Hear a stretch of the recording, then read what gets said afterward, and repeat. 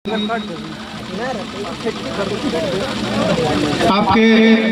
आज के इस जलसे में हमारे दो मीडिया तशरीफ लाए हैं, एक शाहिद टेलीकॉम और एक जमजम मुशारा मीडिया।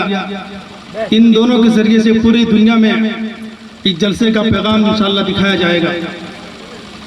अभी आपके सामने मौलाना अजहरुद्दीन साहब अजहरी बड़े अच्छे अंदाज में नातिया कलाम पेश कर रहे थे और हुजूर की एक एक जर्रे जर्रे की तारीफ कर रहे थे।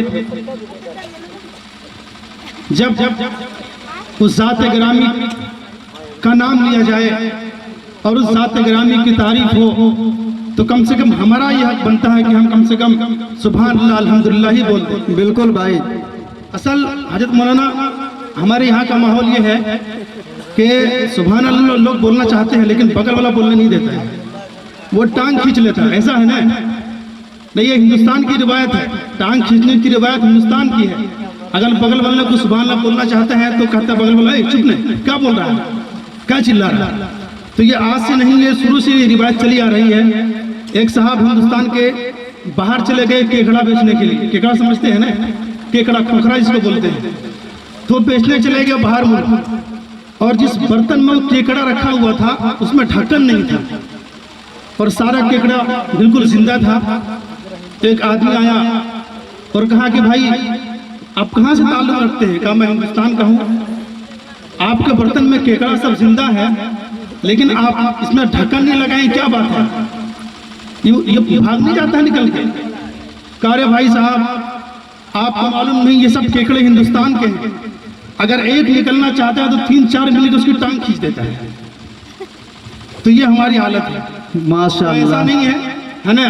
माशाअल्लाह आप लोग सुभान अल्लाह अल्हम्दुलिल्लाह बोलते रहिए, कोई किसी पर दबाव नहीं है। आइए, अभी मौलाना अजहर साहब ने एक एक चीज़ की तारीफ कर रहे थे। मैं चाहता हूँ कि उसी रदीफ में, रदीफ ना कह लीजिए बल्कि उसी अंदाज में कुछ नातिया कलाम आपके सामने पेश करूँ इरशाद भाई, ताकि आप लोगों का माहौल और आप लोगों का मिजाज थोड़ा बदले और मस्जिद आप में ताजगी आए।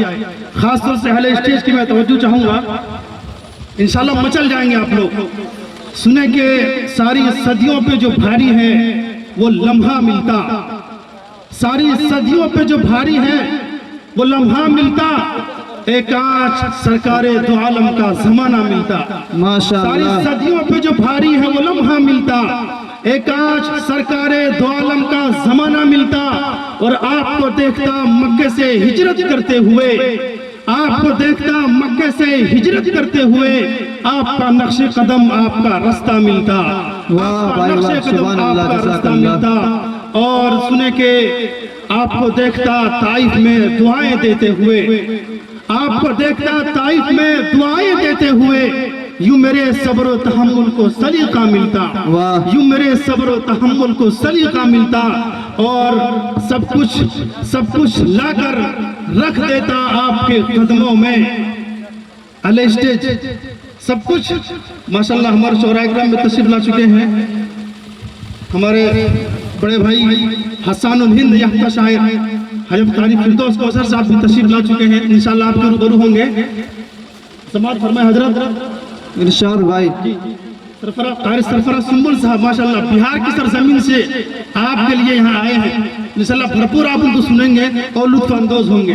इसी तरीके से फैयाज तरन्नुम साहब भी मधुपुर से चल करके अपने तरन्नुम की सखावत को लेकर के यहाँ तशरीफ ला चुके हैं। इंशाल्लाह अब जल्द ही इन लोगों को आपको रूबरू कर लिया जाएगा। समाज फरमाए कि आपको देखता ताइफ में दुआएं देते हुए, यूं मेरे सब्र तहम्मुल को सलीका मिलता और सब कुछ लाकर रख देता आपके कदमों में।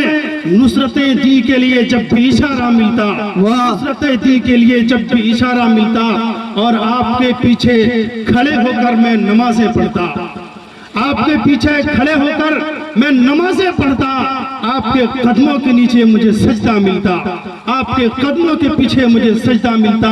और समाज फरमाए के अपने दोनों शानों पर उठा लेता मैं भी अपने दोनों शानों पर उठा लेता आपकी तरह। रास्ते में जब भी कोई आपका नवासा मिलता, रास्ते में जब भी कोई आपका नवासा मिलता। और आखिरी शेर ये समाज फरमाए कि जिंदगी आपके कदमों में बसर होती, जिंदगी आपके कदमों में बसर होती, जा फिदा करने की खातिर मुझे गज़वा मिलता, जा फिदा करने की खातिर मुझे गज़वा मिलता।